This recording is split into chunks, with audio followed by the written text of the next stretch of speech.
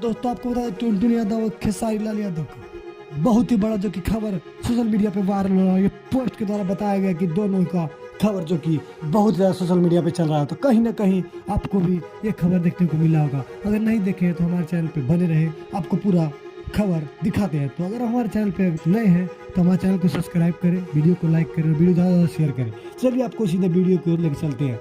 तो बता दें टुनटुन यादव खेसारी लाल जो कि काफ़ी भोजपुरी में जाने माने में से एक सिंगर माने जाते हैं, क्योंकि टुनटुन यादव भी उतना ही फेमस है जबकि खेसारी लाल यादव भी उतना ही फेमस है। टुनटुन यादव और खेसारी लाल यादव देखिए कुछ ही डिफरेंस है, क्योंकि टुनटुन यादव अभी तक एक भी फिल्म में काम नहीं किए हैं और खेसारी लाल यादव जो कि कई फिल्में कर चुके हैं।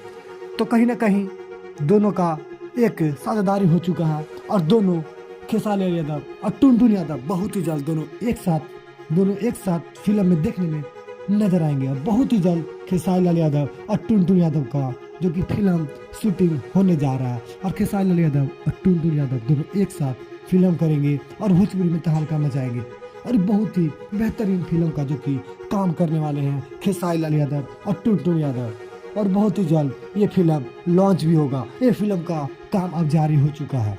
तो चलिए मिलते हैं फिर अगले वीडियो में।